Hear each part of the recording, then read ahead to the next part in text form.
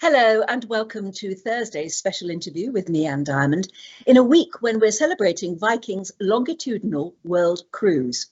You almost literally sail from the end of the world to the Great Lakes, or the other way around. Well, if you're lucky enough to be planning to go, or thinking maybe that one day you just might, then this is just a little taste of what you might experience. Viking is ready to explore the polar regions and the Great Lakes in comfort. Our right-sized, purpose-built polar-class vessels, Viking Octantis and Viking Polaris, are designed for expedition voyages. Small enough to navigate remote polar regions, yet large enough to provide superior handling and stability.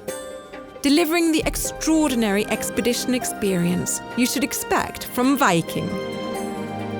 These are the thinking person's expeditions. Profound voyages of discovery, created for curious travelers. On board, the Explorer's Lounge is an ideal place to sample aquavit, a craft beer, or perhaps Norwegian specialties from Mumsens, a casual gourmet deli named for my grandmother, the Hagen family matriarch, that's also well known for its signature waffles. At the aft is the Aquavit Bar and Terrace, complete with an invigorating indoor to outdoor pool, the Tepidarium, flanked by a Caldarium pool on one side and Frigidarium on the other. Or head for the Finse Terrace, its comfortable couches and lava rock fire pits, located next door to the expansive Aula Theatre.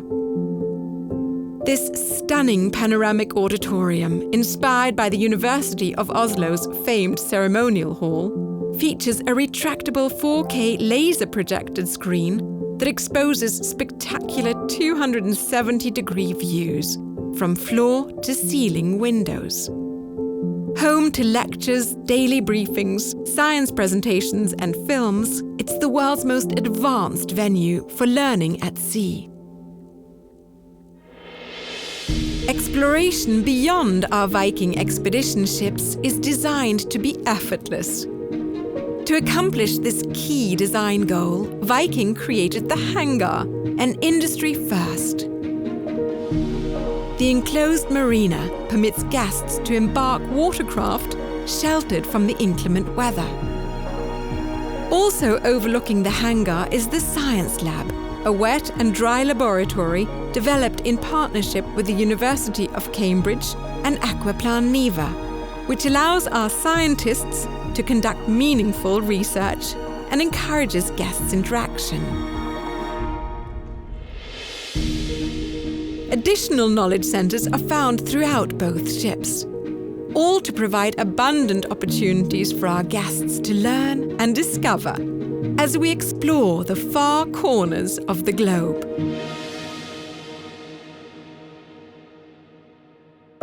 In the spa, immerse yourself in healthy Scandinavian traditions.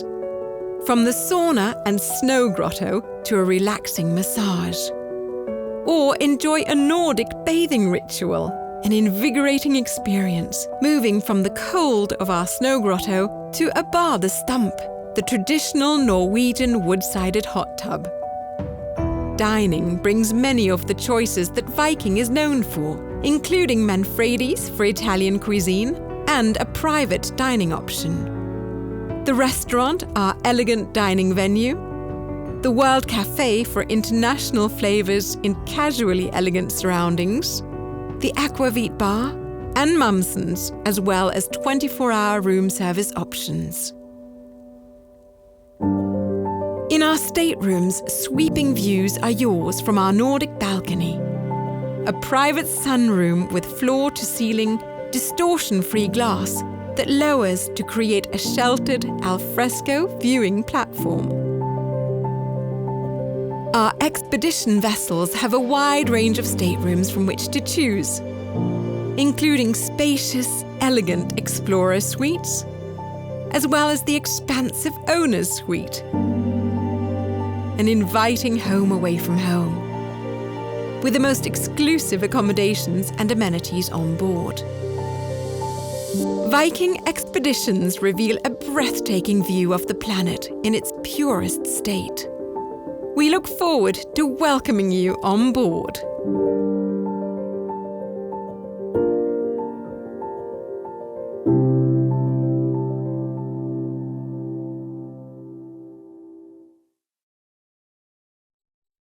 You would travel past and through some of the parts of the world that most of us have only ever seen in TV documentaries, and no doubt it is going to be the most incredible experience. I mean, you only have to look at the map and study the ports of call along the itinerary to realise what an epic journey it will be. A grand voyage in the old-fashioned terminology, but in an entirely modern, luxurious and forward-thinking 21st century style. There she is. For a whole week, within a 65-day adventure, you get the extraordinary chance to explore the epic wildlife encounters and awe-inspiring landscapes of the Antarctic Peninsula. I don't know how you could even think of doing that without thinking about those extraordinary explorers who went before you, those who first discovered and mapped the Antarctic, photographed and painted everything from icy volcanoes to whales and penguins. To those intrepid explorers, it must have seemed like they'd sailed off the edge of the Earth and landed on another planet. And yet now, in the 21st century, the Antarctic has even more of a story to tell us as we try to study to protect this planet. And that's where my guest today comes in, because not only does he understand the history of man's heroic past in the polar regions, but his scientific work will help save its future. He is glaciologist Professor Julian Dowdeswell, who joins us now from Cambridge. Hello and welcome. Good afternoon, Anne. It's lovely to see you. I've seen some of your previous transmissions on Viking.TV, and I've found them absolutely fascinating. But for the benefit of those who haven't caught you before, can you tell us what you do? What is a glaciologist? Glaciology is the study of ice and snow in all its forms, but within that, I specialise in the study of glaciers and ice sheets, and also the sea ice that covers much of the sea surface in the polar oceans. And I work both in the Arctic and the Antarctic, and have been lucky enough to visit both those super polar regions many times over the last 4 decades. Why is it important to study those regions, and what lessons are you learning? The icy world and the polar regions in particular are the most sensitive part of the whole global climate system. The Arctic is warming more than any other part of the Earth at about double the rate at which global warming is taking place. And the Antarctic, or parts of the Antarctic, are warming too. So in that sense, it's really important in terms of melting of ice sheets and the implications for sea level change over the coming decades, and the production of sea ice, the frozen sea surface, generates very cold and very salty water, which is the densest water anywhere on the globe. And that flows from the Antarctic north at depth and from the Arctic south at depth. And that is a major driver of the whole circulation of the oceans, which of course transfers heat all around the globe. So whether we are in Antarctica or whether we, as most of us do, live at much lower latitudes, the polar regions are absolutely critical to our climate future. So when we see those pictures, like we've just seen, the very dramatic pictures from time to time of massive falls of ice into the sea, it's going to affect us somewhere along the line. It will. As ice is displaced from the Antarctic ice sheet and the Greenland ice sheet and the mountain glaciers of the world, that ice melts and goes into the global ocean, and it raises global sea level. So any coastal location in the world will be affected. We've got a short video which sort of explains it. I know it comes from one of your organisations. So let's just have a quick look at that so that we're up on the science.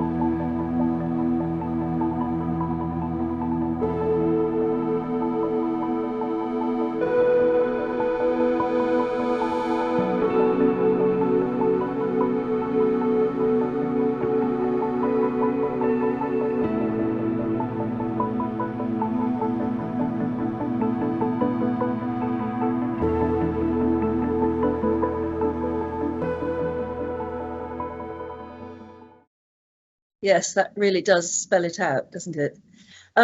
What, again, please forgive us because some of us don't know, what are the real differences between the Arctic and the Antarctic? I mean, for instance, first of all, the polar geopolitics, do you call it? The Antarctic Treaty, things like that. But also, I suppose we need to get straight that the Arctic is up there in the north, the one with polar bears. And the Antarctic is down there in the south. We see it anyway. And that's the one with penguins. That's exactly right. I do actually have a tie with both polar bears and penguins on it, but I get away with that by saying it actually relates to both polar regions. But yeah, the Arctic, but geographically, is an ocean, the Arctic Ocean, surrounded almost entirely by continents, whereas the Antarctic is the absolute reverse of that. It's a great big continent about the size of Europe, centered over the South Pole, or almost centered over the South Pole, with a huge ocean around it. So the two are sort of diametrically opposite in that particular sense. In terms of geopolitics, they're also very, very different. The Arctic is made up of a series of sovereign nations, sovereign countries, whereas the Antarctic is governed by the Antarctic Treaty System, which was put together and signed by initially 12 countries in the late 1950s and is now signed by over 50 different nations. And that treaty is designed to govern and to protect the continent of Antarctica. Yeah, so they are actually two very different places. And as you said, the Antarctic is an immense continent of its own. Indeed, that's right. And the Antarctic, one of the reasons that the Antarctic is the coldest place on Earth is not only because it's at the south geographical pole, so it receives less radiation than anywhere apart from its equivalent in the north, but also because about 40 million years ago, Antarctica, the tip of the Antarctic Peninsula, separated from southernmost South America. That allowed a deep water circulation to begin to take place, which has been in place for the last 35, 40 million years. And that has the effect of isolating Antarctica to some extent from the rest of the global climate system, and certainly to heat transfer southward from warmer latitudes. And that's the reason that we've got the biggest ice sheet in the world and the coldest conditions anywhere in the world in Antarctica. As I was saying before, it's the one with the penguins. It does have some amazing wildlife there, doesn't it? Penguins, beautiful seabirds, and every so often it gives you the most wonderful photographs of a whale coming or going out of the water. The wildlife is absolutely superb, and the great thing is, and I've been there many times, it's different every day and it's different every time you go. So the wildlife is different. You can see different species. On my first trip on Viking octantis, we were actually lucky enough to see an emperor penguin, which was most unusual in that part of Antarctica. But we've seen many, many whales, many different kinds of whales. And again, you never know, are you going to see orcas? Are you going to see humpback whales? Which species? And it's exactly the same with birds. And of course, you know, the weather is the same. I've been to a number of these places on the Antarctic Peninsula, maybe 6, 8, 10 times, and they are equally beautiful whether the sun is shining or whether it's stormy. They just look very different. And it's that variety that's part of the fun of going there. Fun of going there. It's quite a challenge as well, though. Talking about the fun of going there, how many people experience that fun? How many people are working there at any one time? And what are they doing? And what countries are they from? Most of the Antarctic Treaty nations have summer bases there, and a number of the nations have year-round bases. But of course, the numbers are much smaller in winter than in summer. So there are people from 50-odd nations working in the Antarctic in summertime, although not many from any one country. The biggest base in Antarctica is McMurdo Station, which is the major American base on the coast of Antarctica, near, in fact, the locations where Captain Scott and Sir Ernest Shackleton first came to that cold continent. And that McMurdo Station services a number of bases, for example, one at the South Pole by air. And you can fly into McMurdo, as many scientists do. Occasionally people come in by ship. A lot of the bases on the Antarctic Peninsula, and that's where most countries' bases are, on the peninsula that sticks up towards South America. Those bases, a number of them are summer only, a few are open the year round. But in the summer, there's probably a couple of thousand scientists in Antarctica. In the winter, many of the bases go down from the British base at Rothera, for example, goes down from 50 to 100 people to about 10 or 12 only. So the people who are there, remain there over winter, are servicing scientific instruments and are making sure that the buildings actually are maintained through the cold of the polar night. But those very scientific instruments, what are they doing or telling us? I've always imagined that the scientists there are constantly drilling for ice cores. And I know you still do that, don't you? But that's presumably just one of many things that go on. Yeah, that's right. I mean, the ice core drilling is one of the flagship exercises, both on the Antarctic ice sheet and on the Greenland ice sheet. Because, can you explain what it is? Yes. Ice cores are a record of several kilometres thickness of ice, so about 2-3 miles thickness of ice. The snow builds up on the surface of Antarctica year on year on year, and it densifies, it compresses with depth until all the little pore spaces between the individual snow grades have gone, and you're just left with residual bubbles. And there is no break in the fall of snow. Each winter snow falls, and it builds up over decades, over millennia. And the deepest ice cores in Antarctica, which are about 3 kilometres, about 2 miles deep, those contain a record of past Earth's climate going back about 800,000 years. And remarkably, you can look in those bubbles and sample the bubbles that are taken after cores of ice are drilled through the ice sheet and recovered. You can sample those bubbles, and they will give you a view of what the atmosphere was like all those hundreds of thousands of years ago. And it is the most complete record of the climate and atmospheric composition of the Earth. So you're drilling down with a core, rather like when you're coring an apple. Yeah? You're taking like a cylinder of ice from 2 or 3 kilometers down. So you start at the top and you take out your first couple of meters, put them in a store, do the same thing again and again and again. And that's why to collect deep ice cores is actually several summers of work, because it's very labor intensive. Each time the corer has to go back down an increasingly deep hole, pull out, dependent on the design of the corer, 1 to a few meters of ice. They go into a store all nicely labeled, getting the upper part right and the lower part right, not to confuse the stratigraphy. Lots of labels are required.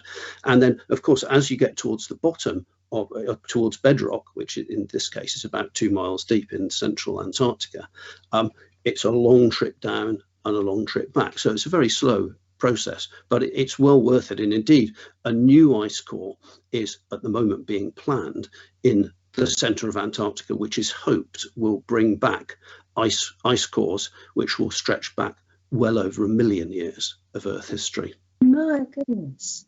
And I suppose analysing what's in those ice cores tells us about the atmosphere in the Earth at the time. I mean, it tells you a story, doesn't it? It tells a really important story, and we can reconstruct the temperatures in Antarctica at the time, and we can reconstruct the makeup of the atmosphere. And what it shows very clearly from this 800,000 year record is there are a series of glacial interglacial cycles, warmer periods and colder periods, which have been the sort of the meter of change over the last 800,000 years, with cold periods lasting about 80,000 years, and the warmer periods, such as the one we're in at the moment, the present interglacial, lasting about 20,000 years. And this can be tracked right back through the last 800,000 years in the Antarctic ice cores. And there is also a very, very clear link between the temperature through time and the amount of carbon dioxide in the atmosphere. And that, of course, is really important for suggesting that greenhouse gases are a really critical driver of global temperatures. Yes.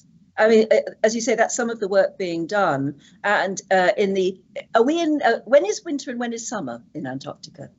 It's the opposite from the Northern Hemisphere. So where we have Christmas in December, cold Christmas in December, the Antarctic will have an, in inverted commas, relatively warmer Christmas, 6 months offset. So June and December are the northern and southern hemisphere equivalents, and that's why, of course, you have these midsummer parties, wonderful pictures of Captain Scott and his companions in their hut in Antarctica over 100 years ago at their midwinter party, which of course is in the middle of the summer back home.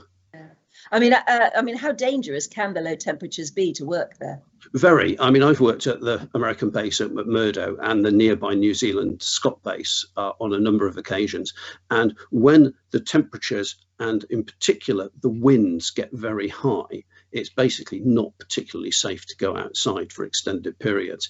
It's really easy to get frostbite on any exposed skin. You know, you have to really wear a full face mask to go anywhere very much. And it's very easy also to get lost in what we call whiteout conditions, which is where blowing snow makes it very difficult to see even where the ground is. So for both reasons of wind chill, simple low temperatures, and because it's very difficult to navigate around in whiteouts, scientists generally don't go out in those kind of conditions because it would be absolutely hopeless to try and make observations in that kind of weather. But I imagine it's in better climes when you've sent us some pictures of the more modern huts, even airplanes parked there on the ice.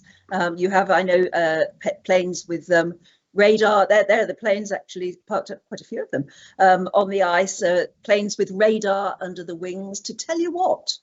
Yeah, well, that view is of the ice runway from McMurdo Station. And interestingly, those 4 aeroplanes, they're C-130 Hercules, they are actually sitting on a sea ice runway. So the sea ice is a few meters thick and underneath it is several hundred meters of water.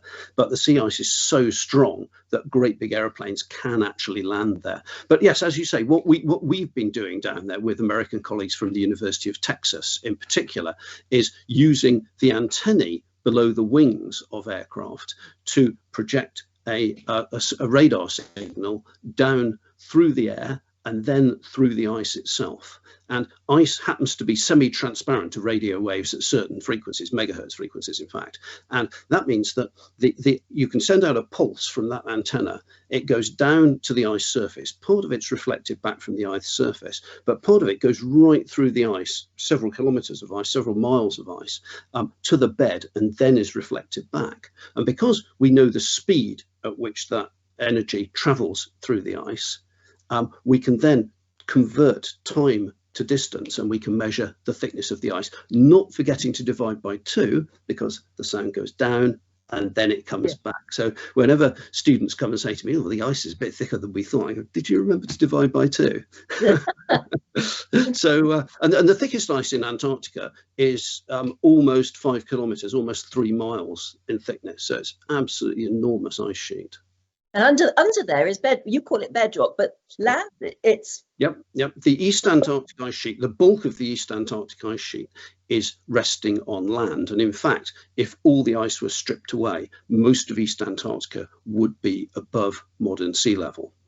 The West Antarctic is actually different because the West Antarctic sits in a great big geological rift valley. And if that couple of miles of ice was removed from there, there would be deep water, about 1,000 meters, about 3,000 feet deep beneath it. So the East and the West Antarctic ice sheets are geographically quite different. And what that means actually is that as climate changes, the West Antarctic ice sheet, because it's grounded below, is sitting on a sea floor effectively, rather than on land that would be above sea level. It means it's more sensitive to change than the East Antarctic. So we focus a lot of our attention on the West Antarctic ice sheet in research terms for that reason. You talked there about sending ice cores, coring down, drilling down. If you ever hit bedrock and were able to find a fossil of something, it would tell you what once lived there.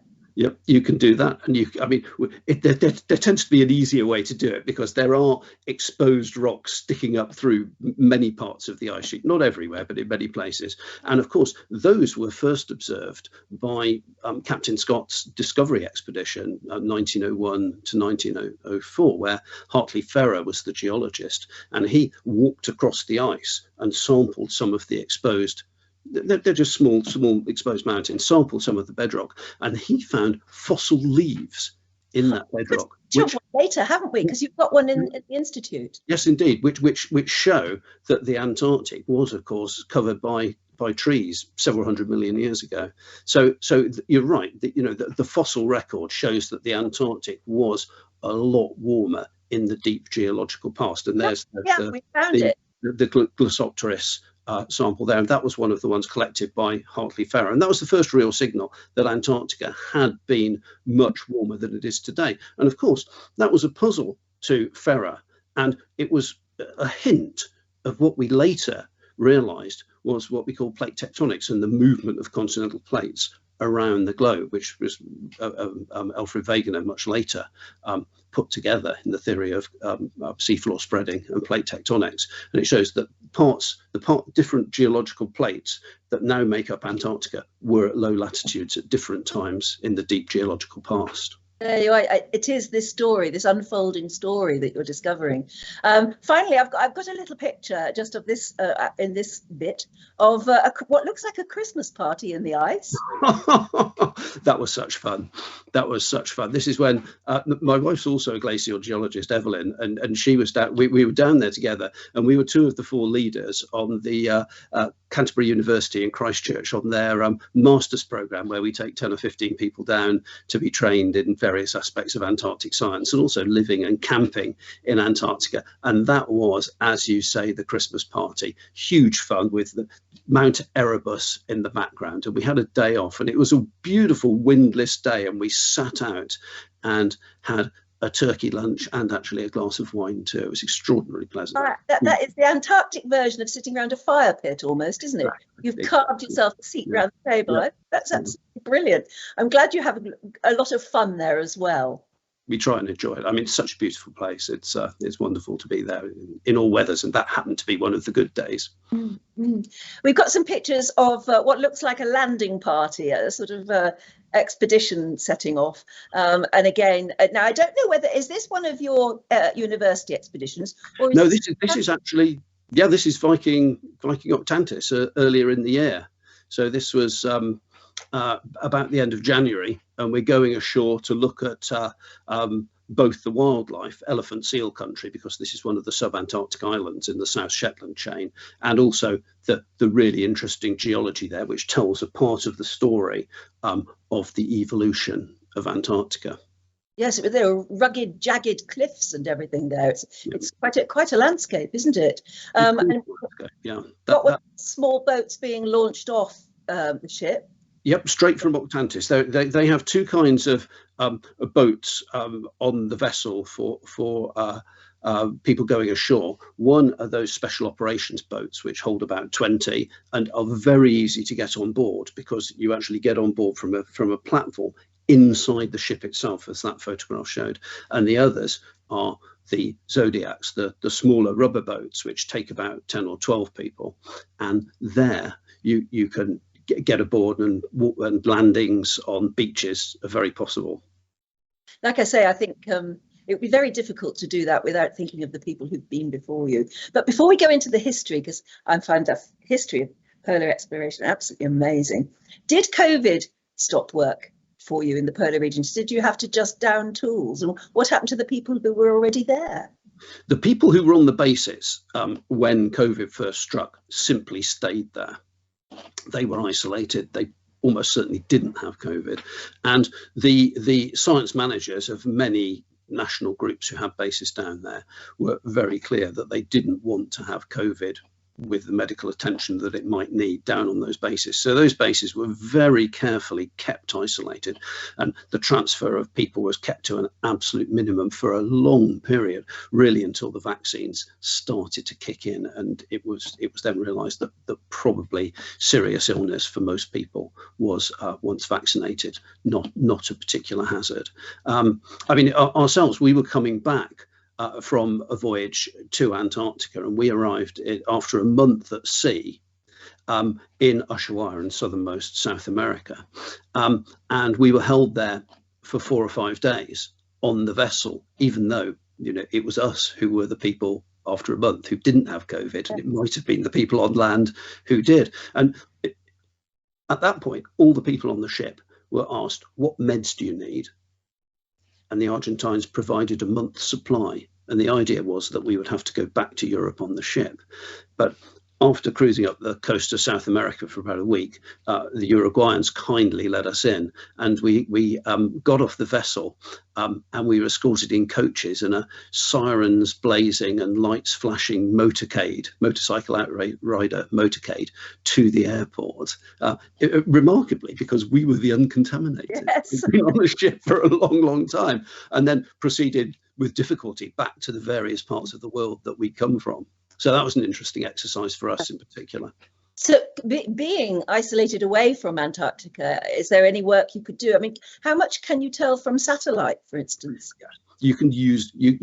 We today use satellites to do a huge amount of work. And this is a really nice mosaic of a whole series of individual images of the Antarctic, of the Antarctica, about the size of Europe at 13 million square kilometers, 8 million square miles. And satellites really allowed us in the first instance to map the coastline of Antarctica systematically for the first time, because the coastline in detail was not really completed around the continent till about 1980. Or so. And now satellite systems, not just in the visible, but in the infrared and at microwave wavelengths, can be used for all sorts of things. Repeat pass satellite data sets can actually be used now to reconstruct the changing velocity of the ice sheet, which is remarkable for somebody like me, who started off in the days when we had to drill great big stakes into the surface and survey the stakes using theodolites. And electronic distance measuring devices, and had to go back and do those repeat surveys in order to work out the velocity of, what a postage stamp areas of Antarctica compared with the entire continent today. And we can also use satellite radar altimeters to measure really important parameters, such as the changing elevation of the ice surface, because that shows actually an accuracy of about this much, about 5 or 6 inches, perhaps less. That shows changes through time in the thickness of the Antarctic ice sheet. And of course, that is a measure of how much of Antarctica is disappearing back into the oceans. And changes in that parameter are how we calculate the icy increment to global sea level change. So yeah, we can do lots and lots from satellites, but fortunately there are some things we can't do from satellites. So scientists like me still get the chance to go down there. And the airborne radar work that we talked about earlier is one example, because you can't blat out energy at that frequency from a satellite. It would take out all sorts of communications on the Earth's surface. So you have to do that from an aircraft. So we have to fly aircraft around Antarctica, indeed in the north around Greenland, in order to make those important measurements of thickness.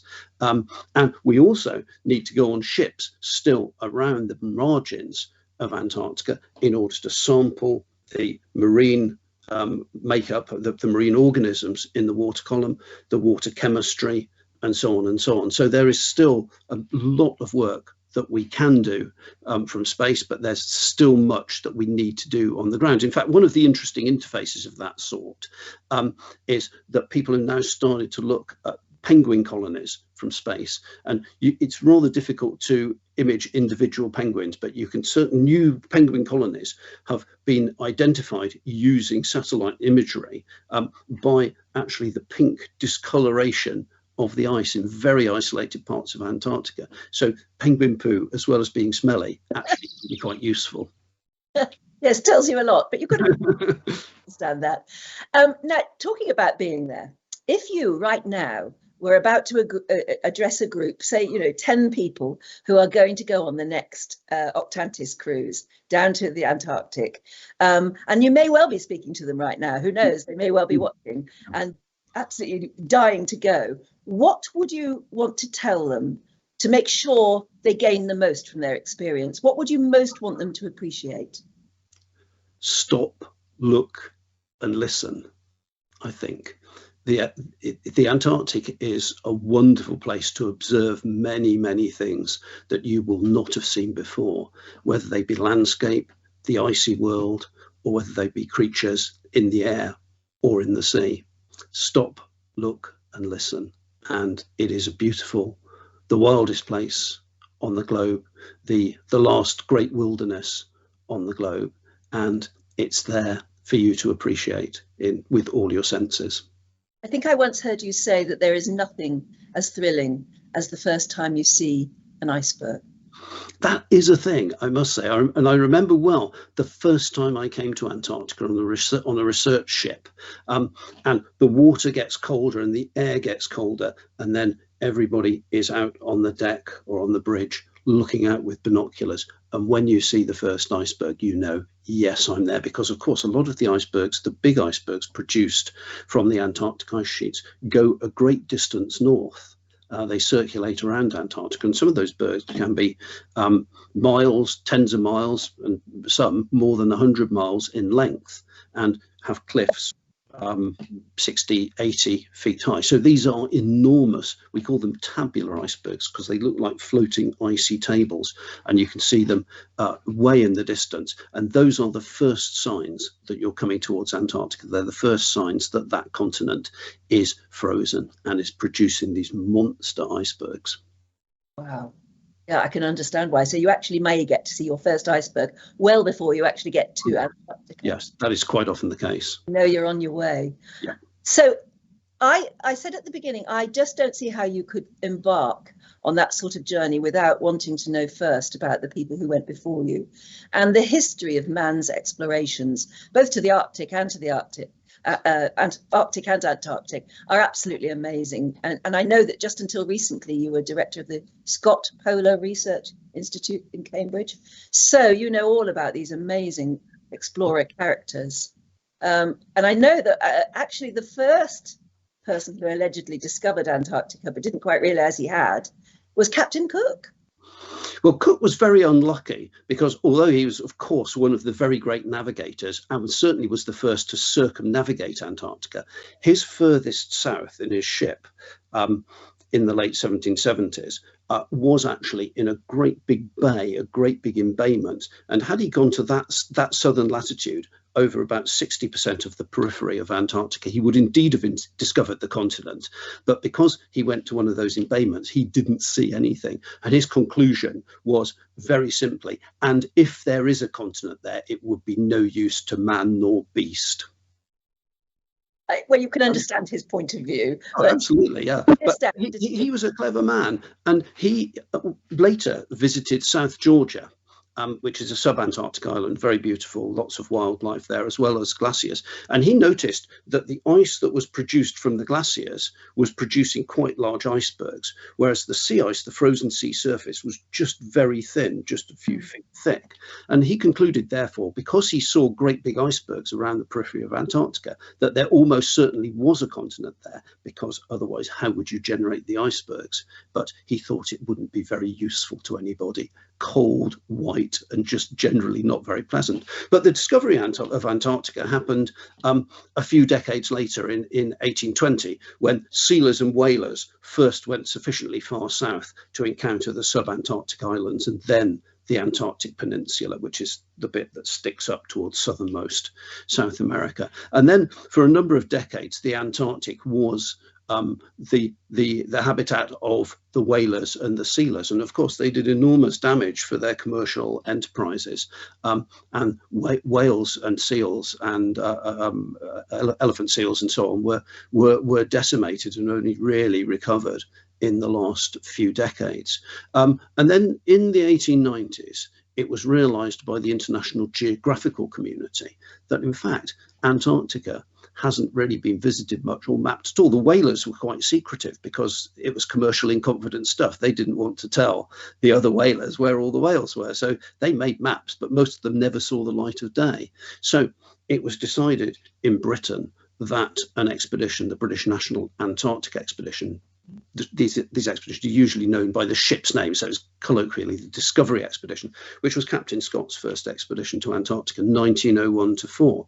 And that was the first time that anybody penetrated beyond the coast of Antarctica into the interior of the continent. Scott, with his companion Edward Wilson and Sir Ernest, and then Ernest Shackleton, went into the interior of the ice sheet and mapped what turned out to be the route that Shackleton and Scott later took to the pole. So that was the first time, only just over 100 years ago, anybody went to the interior. But haven't we missed out James Clark Ross aboard Erebus and Terror? We have indeed, and that also is a lovely story. Now, the British Navy spent most of their time exploring the Northwest Passage after the end of the Napoleonic Wars, but in the 1840s, James Clark Ross was sent south with two ships, the Erebus and the Terror. The two great mountains on Ross Island, which James Clark Ross discovered, are named Erebus and Terror. And he also, in his ships, went right along what he called, wonderfully named, the Great Ice Barrier. This is the ice shelf that runs for about 200 miles, 300 miles along the edge of one of the huge embayments in the Antarctic continent. And he mapped the edge of that great ice shelf. We now call it the Ross Ice Shelf after him, but he, a modest man it seems, called it the Great Ice Barrier. Is that what we've got? I think we've got a painting of that next. Because he took artists with him, didn't he? Or photographers and artists. Before the age of painting, it was very usual expeditions, whether they're to the Grand Canyon or whether they're to Antarctica. They always took artists with them. And the artists both produced beautiful pictures, but also pictures that were geographically correct. This is actually Edward Wilson's painting, one of Edward Wilson's paintings of the Great Ice Barrier. On the bottom it says the Great Ice Barrier there. So this was Wilson on Scott's first expedition, because they too cruised along the Great Ice Barrier. And so both from the James Clark Ross expeditions of the 1840s, which had no intention of going to the interior of Antarctica, and then the heroic era expeditions of Scott, Shackleton and Amundsen, where the intention was both to do scientific research and to get to the South Pole. Now, Scott's first expedition then on Discovery, they were forced to turn back, weren't they? That's right. Well, they got to the base of the Beardmore Glacier. The picture there is Scott and his companions at the South Pole on the second expedition. But on the first expedition, they didn't really intend to get any further than the Transantarctic Mountains. There's a great big mountain chain that splits Antarctica into two, and they viewed the glacier, the Beardmore Glacier, that flows up through the Transantarctic Mountains. And that then turned out, when Shackleton led his next expedition in 1907 to 1909 aboard the Nimrod, Shackleton and his men used the Beardmore Glacier to go towards the South Pole. And it is undoubtedly the case that Shackleton could have been the first person to get to the South Pole, but he turned back 97 miles from the pole because he knew that the 2 weeks they would take to go to the pole and the 2 weeks they'd take back to get back to their position, using that amount of food and fuel and being so late in the season, he knew that the odds were that he and his companions would die on the way back. And of course, if that had happened, there might have been no record that he'd ever got there. It would have been, if you like, that Mallory and Irving mystery about who got to the summit of Mount Everest first, and nobody really knows whether Mallory and Irving got there because only the body of Mallory has been found. And it would have been the same for Shackleton, but he beautifully writes in his diary. We hold all the Shackleton diaries in the Scott Polar Research Institute in Cambridge. He writes beautifully in the diary, "We have shot our bolt, and the latitude works out to be 97 miles from the pole." So that was really the time when Shackleton's great skill as a leader first shone through, because it would have been very easy for him to lead himself and his companions to their deaths in search, effectively, of glory. And he wrote, "Better a live donkey than a dead lion."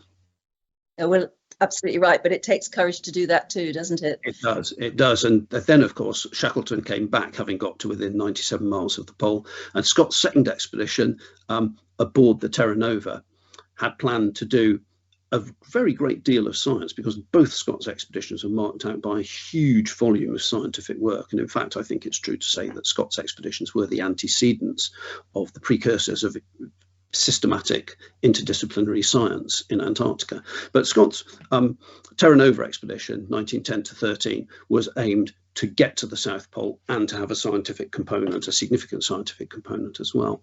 And of course, on his way down to Antarctica, Roald Amundsen, the Norwegian, in his ship the Fram, joined in the quest for the South Pole, because he had been going north, but it was said that the North Pole had been conquered by Peary and Cook, and so he turned south. And Scott and sent a message to Scott saying, "I'm coming south too," in a telegram. And Scott, very importantly, said to his men, both the scientists and the expedition staff, when he received the telegram, because the scientists were fearful that all the science would just be ditched for the push to the pole. Yeah. And he said, "We will continue the expedition as if Amundsen were not coming too." And so all the scientific programs were all carried out. And of course, then the story of getting to the pole, Amundsen made his camp in the Bay of Whales, actually on the Great Ice Barrier, on the Ross Ice Shelf, and that he knew was one of the great risks. So he could have come back from south and found everything gone off in an iceberg, and his camp could have completely disappeared. So Amundsen started with dogs about a month before Scott and got to the pole in December 1911. Scott came a month later, and the picture that we just saw of the 5 Britons at the South Pole, they look rather very disappointed. They do. It's the classic picture taken actually by Bowers with a little string to the camera, because all 5 of them are there. And that photograph really summed up their disappointment that they were not the first to the South Pole. And actually in the Scott Polar Research Institute, we hold the diaries, for example, of Edward Wilson, and also his beautiful pencil sketch of one of the black flags around the South Pole that the British team saw and knew that Amundsen had got there first. Amundsen also left a letter for the King of Norway, a letter for Scott, and actually a small piece of paper with his signed and dated sextant reckoning of the position of the South Pole. And that we also have in the Institute, because it was left for Captain Scott. The letter to the King of Norway was, of course, delivered in the end when the bodies of Scott, Wilson and Bowers were found, after they died on the journey home, back to their base at Cape Evans. The next year their bodies were found, and the letter that had been written and left at the South Pole by Amundsen was then delivered to the King of Norway. Oh my goodness. Gosh. But what did Scott write in his diary about getting there and seeing the black flag in the snow and knowing that Amundsen had got there first? Scott wrote beautifully. We have the collected letters between Captain Scott and his wife Kathleen, which were donated to us by the Scott family. And Scott's summary of the South Pole was, "Great God, this is an awful place." So, they were very disappointed, and it's bleak of bleak. There's nothing there. We said earlier that mountains pierce the Antarctic ice sheet in some places, not around the South Pole. It is just white, white, white everywhere. And actually, in the diaries, it's clear that they turned after their disappointment, and they thought they were going to get back. They were pretty confident that the wind, almost always, because there's a high pressure cell over the Antarctic plateau, and so they used the wind. They rigged a little jury-rigged sail out of a piece of cloth, and they made very good time at first back. And then at the top of the Beardmore Glacier, which is the crux point again down through the Transantarctic Mountains, Edgar Evans, who was the strong man of the party, picked by Scott for that very purpose, cut his hand repairing one of the sledges. And by the time they got to the bottom of the Beardmore, he was delirious and he died at the bottom of the Beardmore. No antibiotics available, of course, to them in those days. And probably they were suffering from malnutrition and incipient scurvy as well, with no vitamins being available at that time. He was buried at the base of the Ross Ice Shelf, at the base of the Beardmore Glacier. The 4 of them then carried on across the Ross Ice Shelf, and you can see from the diaries that they expected the weather to get warmer because they come lower, and that's how the atmosphere works. But the Antarctic winter set in. It was a cold autumn, and in some years, as been demonstrated by modern climate meteorological data from Antarctica, and in some years, the Antarctic just closes down in autumn and doesn't really warm up again until the next spring. And they were therefore moving from depot to depot, picking up food and fuel that they left on the way out. And even if there was a blizzard, they had to move, otherwise they would sit there and just die at their camp. So they were terribly frostbitten through having to move in desperately cold conditions, and in the end, that is what finished them off. Because at one of the camps, Captain Oates, the soldier on the party, had basically most of his leg was horribly frostbitten, and he walked out of the tent and sacrificed himself, saying those amazing words, "I'm going out and I may be some time." And of course he never returned. And then the three of them, Scott, Wilson and Bowers, carried on, and they stopped in another horrible blizzard 11 miles from a great big depot called 1 Ton Depot, and they knew where it was. By this time, one of Scott's feet was frozen to above the ankle, and he wrote in his diary, very, very movingly, "The best that I can now hope for is amputation." They were in a terrible state. And Wilson and Bowers made a bid in a break in the storm to get to 1 Ton Depot, but they were beaten back, and the three of them died there on the Ross Ice Shelf.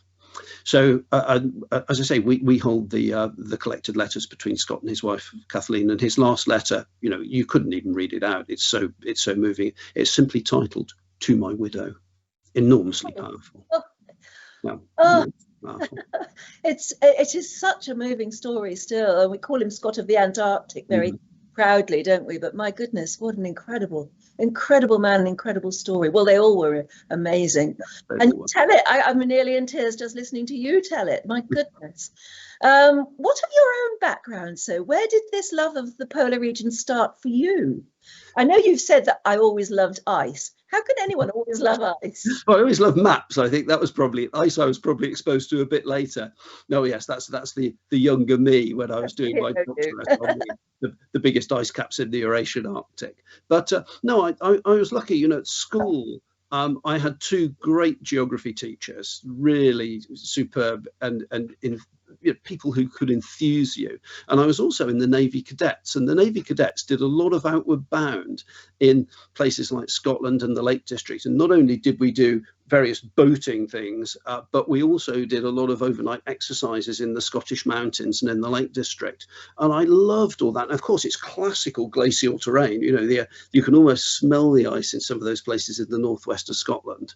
Then I was interested in geography, went to university, lucky enough to get into Cambridge. Of course, when I was taught in Cambridge in the second and third year, I was taught by people who were at the Scott Polar Research Institute. So I was taught by my predecessors in the Institute, and they enthused me particularly about the polar regions. I went to the Scott Polar Research Institute for the first time, the wonderful library there, and the lectures there, and so on and so on. And I absolutely loved it. And I did my undergraduate dissertation, this is about 40 years ago, on the Vatnajökull ice cap in Iceland. This is before Iceland was a real tourist place.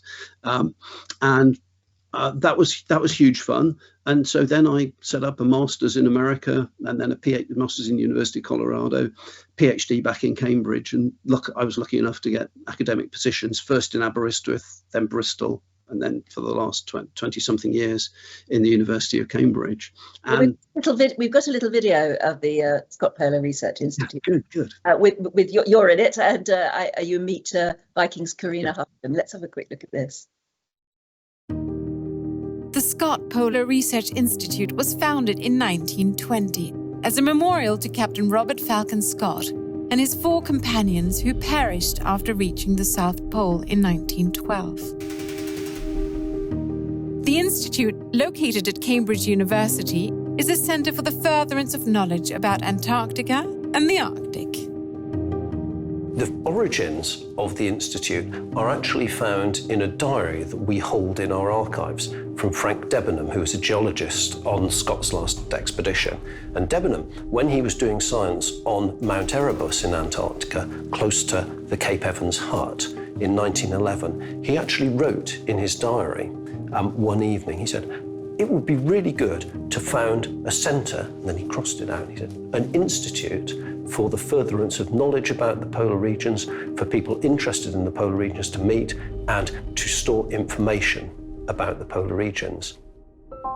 Beyond the well-curated museum which highlights the British era in polar exploration, the major focus for the Scott Polar Research Institute is the study of ice and environmental change.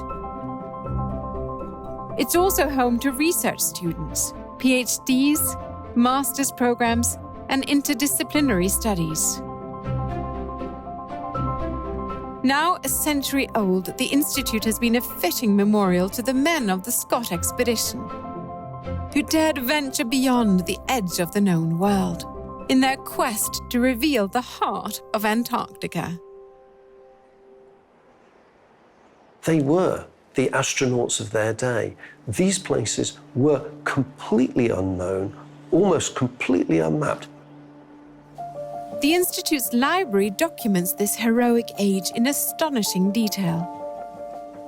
Its sublime successes and devastating failures. The collections span multiple media, including iconic Herbert Ponting prints and many personal diaries, allowing us to step into the past and see the world through the eyes of these brave souls. Such as the moment Shackleton's ship was crushed in sea ice. She went down today. I was standing on somebody's sledge at 4:50 and saw the funnel dip behind a hummock. And you can see, of course, this is the date, November 1915. As the Scott Polar Research Institute enters its second century, the mission remains the same: to educate and inspire new generations of polar explorers, while demonstrating through both scholarly research and thoughtful publication the wisdom that comes with history, as well as the contemporary environmental significance of the polar regions and their surrounding seas, to the world as a whole. The Scott Polar Research Institute is the only dedicated polar museum in Britain, a deserving sanctuary for its remarkable collection of artifacts, treasures that serve as a reminder of the ends inspiration can drive us to, and for the monumental research undertaken here, knowledge vital to better understanding our changing planet and planning for our global future.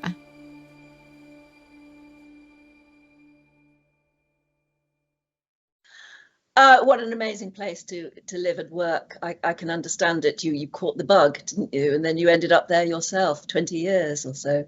And there you are with Karina looking through some of the amazing photographs. I mean, what the museum that's attached to the Institute has such lovely things to look at and read and see, particularly those two domed ceilings. What a brilliant feature that is. One, of course, showing the Arctic and the other, the Antarctic. And if you take a close look now, since we're talking about the Antarctic, I mean, who commissioned those and who made them? Who did them? They're absolutely gorgeous. Beautiful. The Institute was founded in 1920, actually, so it's over a century old, in fact, the oldest polar research institute in the world. And it was founded with the residue of the Scott Widows and Orphans Fund after all the families had been looked after and after the end of the First World War. That building, though, took another 13 years to put together. It was actually 1934 building. And a part of that was the two domes. And the two domes are the centerpiece of the Memorial Hall, because that part of the Institute was built as a memorial to Scott, Wilson, Bowers, Oates and Evans. One for the Antarctic, as you say, with the names of the explorers, such as James Clark Ross, Scott and Shackleton and Amundsen, around the edges, and then the ships that they used to sail to, in the Antarctic Dome, the southern continent. And here is the Endurance. And actually on the right is another vessel called Pinola, which was put in later. That's the only addition to the original part of the ceilings, because Pinola was actually on the British Grahamland expedition from 1934 to 1937, which actually established that the Antarctic Peninsula was in fact a peninsula and not an archipelago. And the point to draw from that is that in 1934, quite a large amount of the Antarctic margin was still not known. The geographical position of it was still not known in a great deal of detail. So even the Antarctic Peninsula in that 1934 beautiful painting on the ceiling was not well known, and it's drawn in an ambiguous kind of way. Is it an archipelago? Is it a peninsula? And the British Grahamland expedition came back with the answer 3 years later. Yes, it's joined on, definitely. It's joined on. And inside the museum, things, I mean, very moving things again, like you've got Oates's sleeping bag, because of course he left that behind when he walked out. That's still there.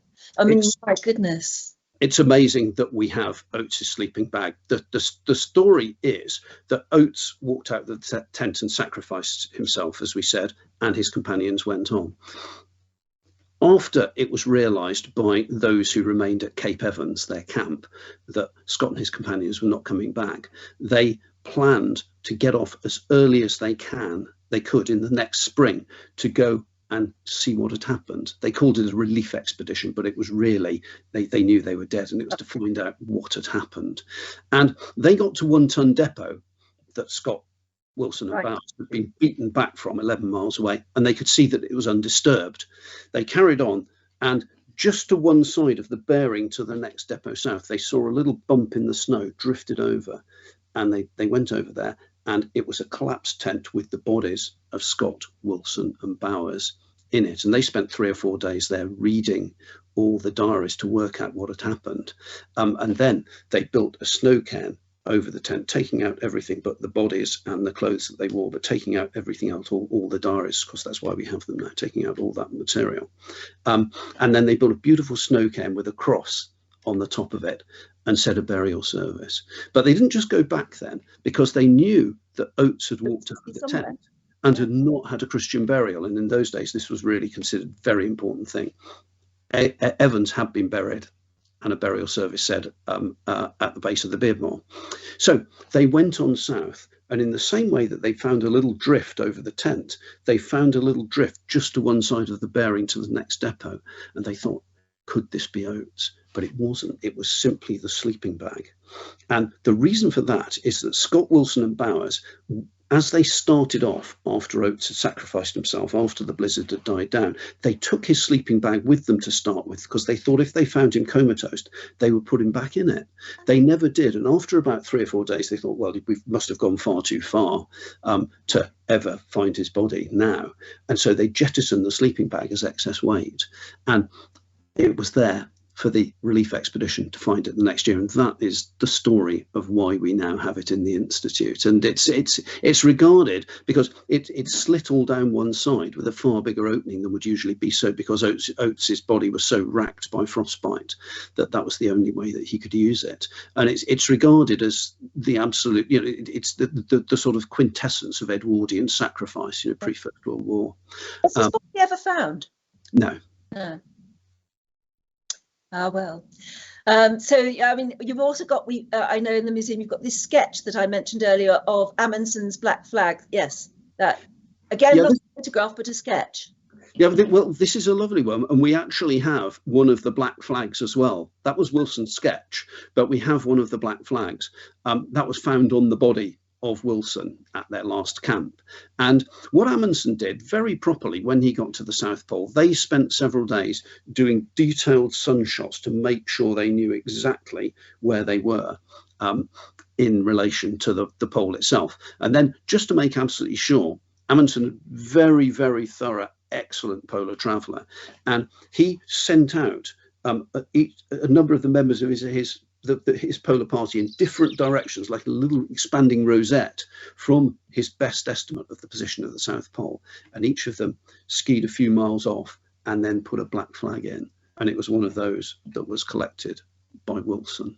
So, and that was almost certainly, the black flag was the first thing that the British party found and knew that they'd been preceded by Amundsen to the pole. There's actually a wonderful saying about the 3 great explorers of the heroic age, Scott, Wilson and Shackleton.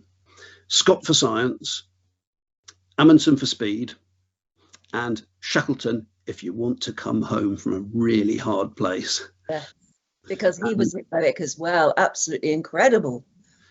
His story. I mean, we could tell his story now, but it would probably take another hour.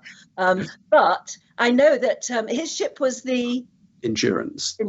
On the later expedition, yes. Yeah, in 2019 you led the science to find it, didn't you? I did. That was the first expedition. There were 2, of course, and in early 2022, a number of colleagues who we were on the ship with the first time actually did find it, using some different autonomous underwater vehicles. But the first expedition was a great mix of science and exploration, as it were, the 2019 expedition. And I led a science party from the Scott Polar Research Institute. And before the real search for the endurance took place in that year, we were allowed to do 2 or so weeks of science in the very inaccessible western part of the Weddell Sea, very close to where Shackleton's ship was crushed. And we actually produced a very nice series of scientific investigations from that. One of the things showing in the geological record on the seafloor, there are lots of little ridges on the seafloor, and during ice retreat, those are produced actually on each tide, so you know how far apart they are in time, and you can measure the distance. And what that showed is that that part of the Antarctic ice sheet about 14,000 years ago was retreating faster than the fastest observations of retreat we have from satellite images today. So quite scary in a way, because it showed that the Antarctic ice sheet can retreat even faster than it is at the moment. And that was the sort of the crux of the scientific findings that we had on the 2019 expedition. Of course, we were disappointed not to find the ship, and it's great that they found it, and the beautiful pictures they show, especially of the stern of the Endurance from a couple of months ago, are absolutely stunning. But I can see how, like I was saying at the very beginning, you're the modern scientist, and you're doing a lot of science which will hopefully look to the future and hopefully guard the planet's future. But you have such a respect and obviously a love for the history. Well, it's one of the things about being, I was lucky enough to be director of the Institute for 20 years, and as well as doing my own science, it was just great to have a museum and a beautiful collection of works of art and artifacts and so on that we can project to the public. And we have, in non-COVID times, about 50,000 visitors a year, 55,000 visitors a year, about a third of them school children. So, we continue to spread the word on polar history and modern science of the polar regions to the next generation. And also that's rather something that you're doing with your work now with Viking, because here you've got the most modern of beautiful luxury cruise ships deliberately designed for that area, but not just for guests, for scientists as well. And I know that you've been very active in devising programs, not just for the scientists, but also for the guests, and interweaving the two. Yeah, I mean, I was contacted by Viking, I don't know, 5 or 6 years ago now, when the 2 ships, Octantis and Polaris, were just a twinkle in Torsten Hagen's eye, I think. And the suggestion was from Viking, we'd like to do science, and we'd like to talk to you about thinking what the science labs ought to look like. So I've been working with people at Viking for the past 5 years or so, designing fit for purpose science labs. And the concept is that a series of scientists from a number of research institutes around the world can actually use those facilities, do serious science using the facilities, and also project them to the people on board the ship, to the guests. And that's the very first team of 5 who went on the very first Viking voyage from Ushuaia in January, and we're all very excited in the new lab. And of course we were able to show all the guests round the lab, and increasing numbers of scientific experiments have gone on since that time. And some of the guests they're not just guests, they don't just look. Some of them like to get involved, don't they? And there are things they can do. There's a suite of microscopes in the labs, and the guests can sit at the microscopes, and we collect water. Both there's an intake actually at the base of the ship, which means you get Antarctic seawater straight into the lab. That was one of the design features that I and others considered very important from a scientific point of view. Or you can take samples of the water column and bring them back, and then you can look at the biota in the water column. Similarly, on screens, some of the images from the submersibles that go down from the ship and from the remote vehicles that are deployed from the ship, again, show creatures in the water column, some of which have been seen very, very few times before. The thing is about the Antarctic sea floor and the water column, that there haven't been that many science vessels there, and there's a heck of a lot of sea out there. Yeah. So you can see things on the sea floor and in the water column that pretty much are new to science. And that's one of the thrills that scientists get from being there, and the marine biologists absolutely love all of this. And it's also an exciting, and I think the guests sense the excitement among the scientists. Wonderful shot of it there in the sea ice there. And Viking's also funding this first ever professorship. That's right. No, this is a super thing. The Institute has a series of academic posts in Cambridge University associated with it. So I was professor in the Department of Geography and the Scott Polar Research Institute. I'm retiring in a few months. My post will continue, but Viking have endowed a completely new professorship to go alongside the one that I've held for 20 odd years. And so we've now doubled the number of senior academic staff. We have about half a dozen other faculty members, but these two will be established professorships. So when they become vacant, a senior person would come straight into that. And we're looking forward to being able to appoint somebody to that scientific post. And the great thing is about the kind of gift is that the endowment means that the post will run on in perpetuity. And that's really, really important. So it will help the Institute and the university to undertake polar science for decades and more. Yes, it's a symbiotic relationship as well, isn't it? Because, I mean, I suppose the more science involved, the more responsible cruising can be, even to a place like Antarctica, because it's doing its thing. It's having to be green and do all of the right things because it's got the best science aboard. But also, hopefully, just being able to take people out there, funding the professorship, will double the knowledge, literally. Well, and more than that in a way, because ourselves and a number of other labs such as the Cornell Bird Laboratory and the American NOAA National Oceanographic and Atmospheric Administration will be using the ship both in the south and in places like the Great Lakes to undertake science. And there are explicitly berths on board the ship to have scientists come hopefully the whole time and do a variety of different scientific programs during a given field season. So the professorship is an important thing because all the professors, it's kind of a pinnacle and you develop a big research team under you. But the presence of the ships and the labs and the berths means that we can send people down to Antarctica to make those critical observations. And that is an invitation from Viking that we and others will most certainly take up as part of our as you say, that symbiotic relationship. Yeah. The other thing to remember is in terms of Antarctica is that the IATO, the International Association of Antarctica Tour Operators, is very much making sure that the ships actually do comply with all the environmental regulations, as of course Viking and the other vessels would wish to do. So there is an overseeing body who do that. That's all very important. It's important for guests to know that as well, that they're doing something that's considered the responsible thing to do. I tell you what, though, I bet it was a better experience for you than on some of the icebreakers and ships that you've been on in the past. Yes, how can I put it? It was slightly more comfortable and the food was a little bit better. That is, it's certainly the case. Yes, I wouldn't deny that for a moment. No, it was living in style, but still being able to get some science done. Yes, exactly. And beautiful lecture theatre as well, which then in certain conditions completely opens up to the terrace outside. It's a beautiful looking ship, is it not?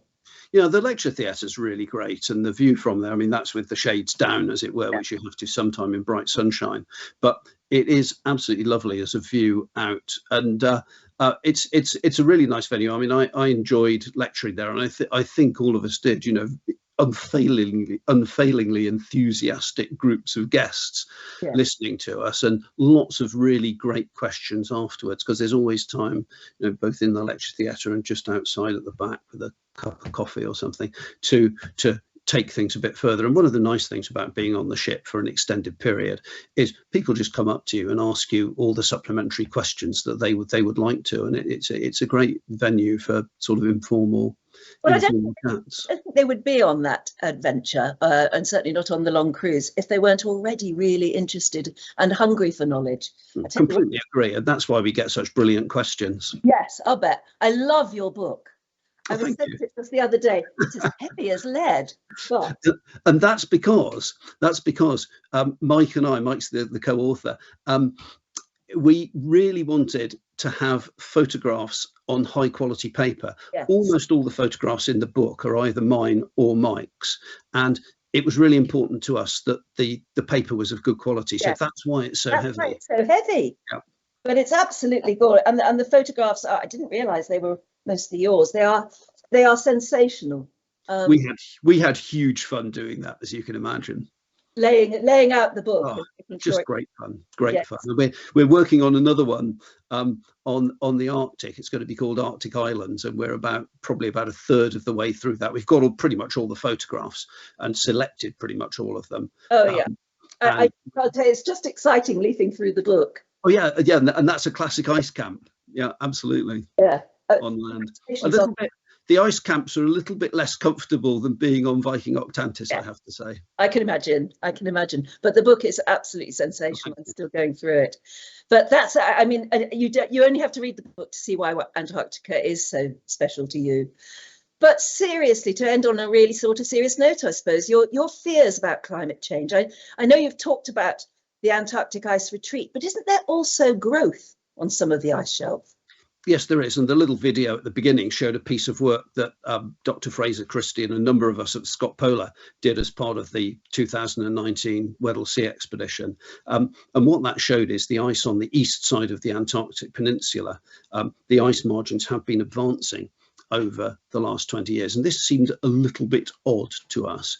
And so Fraser and the rest of us had a look at why this was the case, and it's to do with changing wind patterns in that particular part of Antarctica, and the effect of sea ice abutting against the ice cliffs. And when the winds push it away from the ice cliffs, they cease to buttress the ice cliffs, and so the ice will calve. But when there's a lot of sea ice offshore, it protects the ice, the glacier ice, and therefore it will build outwards. And so what we see is that there is ice advance at the margins of the eastern side of the Antarctic Peninsula at the moment, but it's probably due to unusual sea ice conditions in the last 10 or 20 years in the western part of the Weddell Sea. So it doesn't mean it's necessarily a pan-Antarctic trend, but nonetheless, it is one of the few points of good news that shows you if you do have buttressing sea ice, that does to some extent protect the margin of the ice sheet itself